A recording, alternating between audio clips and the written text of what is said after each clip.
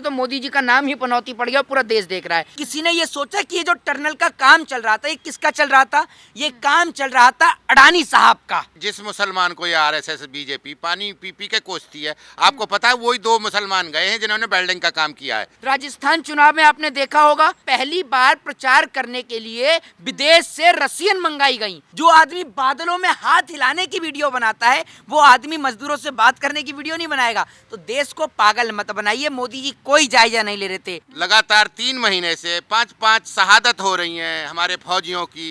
एक बार भी ट्वीट, एक बार भी शहादत के लिए। किसानों की हो गई 850 शहादत, उसके लिए ये कोई भी मोदी जी कहाँ चले जाते, तब कहाँ चले जाते। क्रेडिट लेने को तो बहुत जल्दी भागते हैं ये, और ये घिनौनी राजनीति ना इस देश को लेके बैठेगी। नमस्कार, मैं ब्यूटी गिरी और आप देख रहे हैं नेशनल दस्तक। आज देश में ढिंढोरा पीट रहा है कि 41 मजदूर टनल से स्वस्थ बाहर आ गए हैं, सही सलामत बाहर आ गए। लेकिन एक उसके साथ सवाल भी है कि ये फंसे तो फंसे कैसे और किसकी गलती थी इसमें। और इस मुद्दे पर बातचीत करने के लिए मौजूद हैं मोहित शर्मा। क्या कहेंगे, ये किसकी गलती मानी जा सकती है? देखिए, आपको पहली बात मैं ये बता देता हूँ कि जिस तरीके से 41 मजदूर जो बाहर आए, जब तक वो अंदर थे तो उसके बाद तब तक तो प्रधानमंत्री नरेंद्र मोदी जी बिल्कुल चुप बैठे हुए थे। कभी मोदी जी जो है वो 5 राज्यों के चुनाव प्रचार में पहुंच गए, कभी नरेंद्र मोदी जी हेलीकॉप्टर से हाथ हिला रहे थे। एक बात मुझे बताइए कि जिस विमान में नरेंद्र मोदी जी बैठे हुए थे और उसमें हाथ उड़ा रहे थे, क्या बादलों में भी कोई खड़ा हुआ था जिसको मोदी जी हाथ हिलाकर दिखा रहे थे?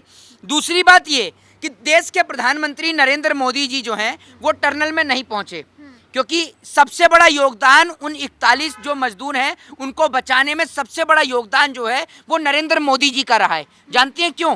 क्योंकि एक वो चॉकलेट का ऐड भी आता है ना कि कभी कुछ ना भी करके देखो, तो मोदी जी ने वही कहा कि जब मैं कुछ ना ही करके देखता हूं। तो मोदी जी ने जब कुछ नहीं किया, वहां नहीं पहुंचे, तभी 41 मजदूर सही सलामत जीवित बाहर निकल के आ पाए हैं। अन्यथा अगर मोदी जी वहां पर पहुंच जाते तो नहीं बच पाते, मेरे को ऐसा लगता है। क्योंकि अभी मैं आपको बताता हूँ। दूसरी बात ये, पापा की परियां जो हैं वो मुझे लगता है कि भाजपा से नाराज हो गई हैं।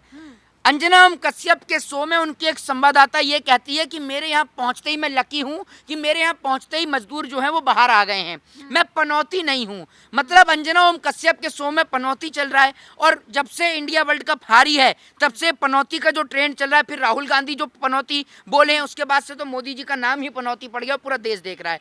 पहली बार चुनावों के अंदर, अब तक तो प्रचार करने के लिए सिर्फ मोदी जी आते थे, लेकिन पहली बार प्रचार करने के लिए विदेश से रसियन मंगाई गई। जी हाँ, विदेश से रसियनों को बुलवाया गया प्रचार कराने के लिए। यानी मोदी जी के नाम पर अब वोट नहीं मिल रहा, तो रसियनों से वोट मंगवाया जा रहा है। राजस्थान चुनाव में आपने देखा होगा कि रसियनों को बुलवाया गया और वोट मंगवाए गए भाजपा से। आप कह रहे हैं मोदी जी की बड़ी सफलता रही, वो मोदी जी के कारण टनल से बाहर आ गए। लेकिन अच्छा। वहाँ पर आप ही ने कहा कि मोदी जी के कारण वो टनल से बाहर आ गए, कुछ ना करके। लेकिन वहाँ पर वहाँ के मुख्यमंत्री पुष्कर सिंह धामी हर वक्त मौजूद थे, माला भी पहनाया, हर वक्त के जायजा ले रहे थे और बता रहे थे कि प्रधानमंत्री से फोन पर बात हो रही है, वो प्रोग्रेस रिपोर्ट मांग रहे हैं। अच्छा, प्रधानमंत्री प्रोग्रेस रिपोर्ट तो मैं देख ही रहा था। प्रोग्रेस रिपोर्ट तो प्रधानमंत्री मोदी जी उसी दिन से मांग रहे थे जिस दिन से वर्ल्ड कप का मैच देखने आए थे। 5 राज्यों का ये आदमी चुनाव प्रचार कर रहा है। चुनाव प्रचार करके आके सोता था या नहीं सोता था, या पहले प्रोग्रेस रिपोर्ट पूछता था? जो आदमी, सोचने वाली बात है कि देश को किस कदर पागल बनाया जाता है।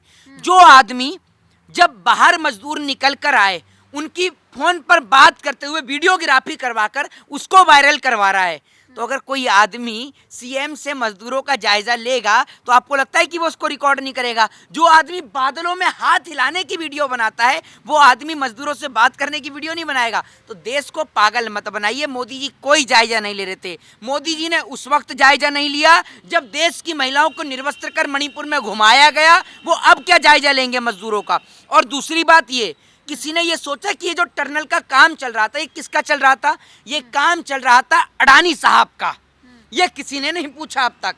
मजदूर फंस गए, मजदूर निकल गए, ठीक है। और दूसरी बात ये, आप अंदाजा लगा लीजिए कि हमारे पास आज तक इतनी बड़ी टेक्नोलॉजी नहीं आ पाई कि जिसको आप कह रहे हैं कि मोदी जी ने विश्वगुरु बना दिया, विश्वगुरु बना दिया। हमारे मजदूर, आप ये सोचिए, इतने दिन टनल के अंदर फंसे रहे, बड़ी मुश्किल के साथ, कड़ी मशक्कत के बाहर उनको बाहर निकाला गया। हमने उस रेस्क्यू का प्रयोग किया जिस रेस्क्यू को इंडिया में बैंड कर रखा है।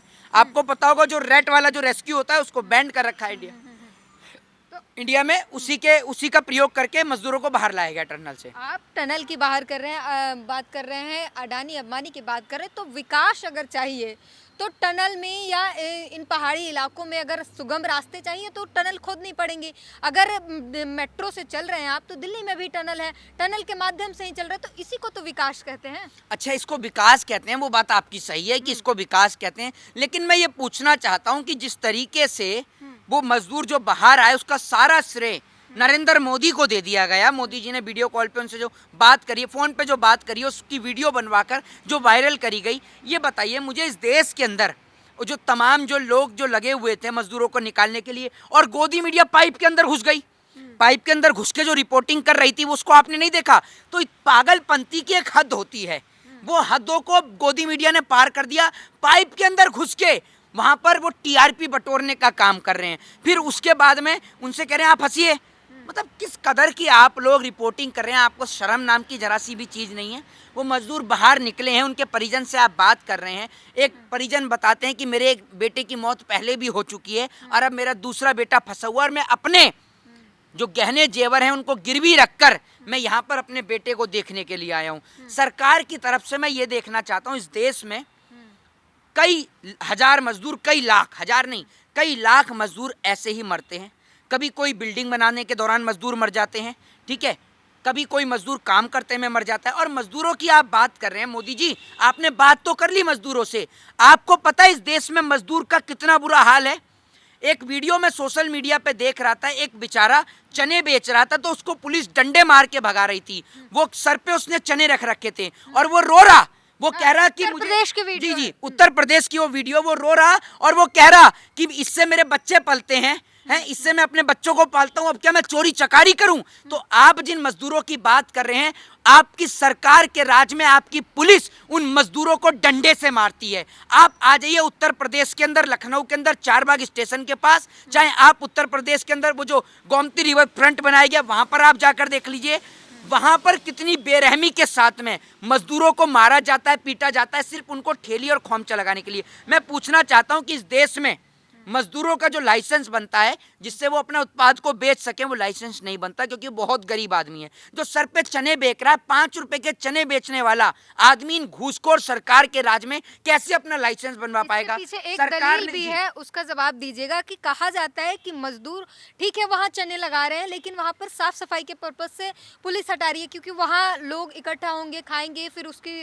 जो भी पतलियाँ होंगी वो फेंकेंगे तो गंदगी होगी, सफाई के लिए हटाया जा रहा है। वही मजदूर अगर वहां पर पैसा देकर, वहां के पुलिस स्टाफ को पैसा देकर, वहां के अधिकारियों को पैसा देकर अगर वो वहां पर दुकान लगाए तो किसी को कोई आपत्ति नहीं है, तब ना गंदगी होती, ना बदबू होती और ना भीड़ इकट्ठी होती। लेकिन अगर वो मजदूर फ्री में लगा ले, एक 5 रुपए का चना बेचने वाला मजदूर आपको क्या पैसे दे सकता है, जरा ये बताइए ना आप मुझे। लेकिन आप इतने बेशर्म हैं, आपकी सरकार के नेता, कि उन मजदूरों से भी पैसा लेते हैं। आप मजदूरों की बात करते हैं, हर साल इस देश में कई लाख मजदूर मरते हैं काम करने के दौरान, शॉर्ट सर्किट के कारण, बिजली का काम करने के दौरान, बिल्डिंग से गिरने के कारण, बिल्डिंग बनाने के कारण। ये देश बनता तो है, इस देश के विकास में श्रेय दिया जाता है, बड़े बड़े रोड बनते हैं, हाईवेज बनते हैं, उनका सारा श्रेय इस देश के नेताओं को दिया जाता है, जबकि श्रेय देना चाहिए इस देश के श्रमिकों को, इस देश के मजदूरों को। लेकिन उनकी कोई चर्चा नहीं होती। और सबसे बड़ी बात,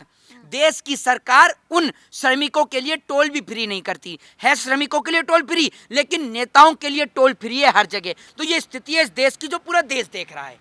जाहिर तौर पर श्रमिकों को जो भारत का निर्माण अगर करता है तो वो भारत का श्रमिक है। क्या कहेंगे चौधरी साहब, 41 मजदूर निकाले गए हैं और बधाई दी जा रही है डबल इंजन की सरकार। नहीं, डबल इंजन की सरकार को तो दी जा रही है। जिस मुसलमान को ये आरएसएस बीजेपी पानी पी पी के कोसती है, आपको पता है वही 2 मुसलमान गए हैं जिन्होंने वेल्डिंग का काम किया है। और सबसे पहले मजदूरों के पास में पता है कौन पहुंचा है, अपना जीवन को जो रिस्क में डाल के, पता है अपने जीवन को रिस्क में डाल के 2 मुस्लिम हैं।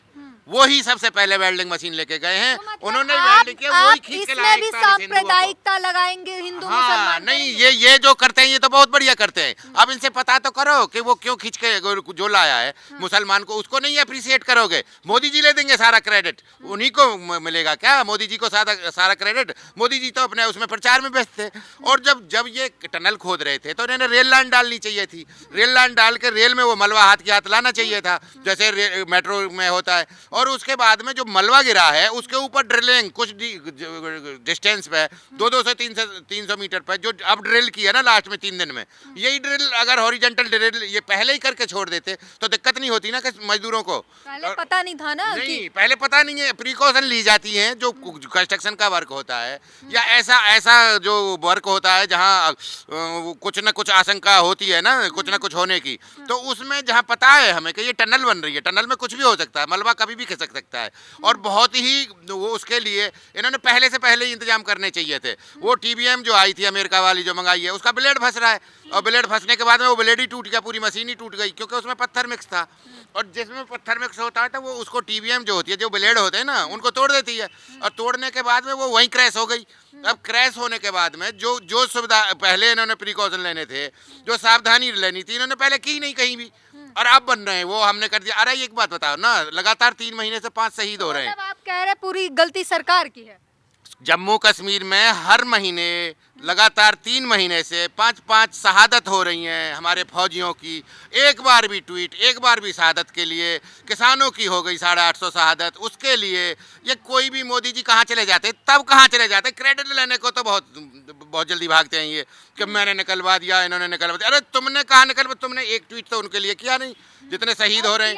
अब किया है। नहीं, शहादत जो हुई है अभी 4 दिन पहले हुई है, तो इन्होंने शहादत के लिए कभी भी एक ट्वीट किया है क्या? उनके संवेदना व्यक्त की है क्या उनके परिवारों के लिए? ये बहुत घिनौनी और वैसी राजनीति पे उतर आए हैं, और ये घिनौनी राजनीति ना इस देश को लेके बैठेगी। इनका नेचर और जो कल्चर है, ये सब जनता समझ गई है। गुजरात की बस अगर कहीं एक्सीडेंट भी हो जाती है तो तुम्हारा ट्वीट 1 मिनट में आता है, और कहीं वो हरियाणा की हो या कहीं वो उसकी हो, कांग्रेस शासित प्रदेश की हो, तो उसमें तुम्हारा कितना भी बड़ा एक्सीडेंट हो जाए एक ट्वीट नहीं आता। कोई शहादत हो जाओ, किसान की हो जाओ, उसके फौजी बेटा की हो जाओ, इनको कोई किसी से मतलब नहीं है। केवल ये एक वो लेते हैं और अपना जुमला दिखा के और अपना वो दिखा के ना क्रेडिबिलिटी, और वो दिखा के शूटिंग से ही फुर्सत नहीं है अगले आदमियों को। तो बड़े 8,500 हज़ार करके 2 जहाज हैं, अपना शूट करते हैं। और उसी दिन भी कहाँ थे वहाँ, शहादत, फौजी की शहादत हो रही है, उनका अंतिम संस्कार हो रहा है, अंतिम विदाई दी जा रही है उनको, फौज दे रही है। और ये क्या कर रहे थे उसमें, जो शूटिंग कर रहे थे तेजस में, जो वो है लड़ाकू विमान हमारा। बताओ इन पे इतना टाइम है? ये सब दिखाने वाले इनके तो ना, ये तो बिल्कुल ही भाई, इन्होंने तो लज्जा की बिल्कुल के शर्म लिहाज बिल्कुल भी नहीं रही। तो जाहिर तौर पर प्रधानमंत्री और नरेंद्र मोदी और बीजेपी के स्टार प्रचारक नरेंद्र मोदी घिर चुके हैं सवालों के घेरे में, क्योंकि 41 मजदूरों की जान फंसी तब उनका बयान नहीं आया, लेकिन अब निकल गए हैं तो अब जो है बधाई लेने के लिए, बधाई बटोरने के लिए सामने आ गए हैं। और तमाम जब चीज़ें होती हैं, शहीदों पर कोई एक ट्वीट नहीं होता, लेकिन तेजस विमान में जाकर फ़ोटो खिंचाने के लिए आगे रहते हैं, बधाई लेने के लिए आगे रहते हैं। और इस वजह से इन चीज़ों के कारण प्रधानमंत्री लगातार सवालों में घिरते जा रहे हैं, और इनके साथ साथ ED, CBI, चुनाव आयोग भी लगातार सवालों में घिरता जा रहा है। पूरी बातचीत पर अपनी प्रतिक्रिया जरूर दीजिए। कैमरामैन आशीष के साथ ब्यूटी गिरी, नेशनल दस्तक। नेशनल दस्तक की आपसे गुजारिश है कि अगर इसको बचाना चाहते हैं तो नेशनल दस्तक को सब्सक्राइब करने के लिए रेड कलर के सब्सक्राइब बटन को दबाएं, फिर बेल आइकन की घंटी दबाएं। नेशनल दस्तक को बचाने के लिए बहुत जरूरी है कि हर खबर को शेयर करें, लाइक करें, कमेंट जरूर करें।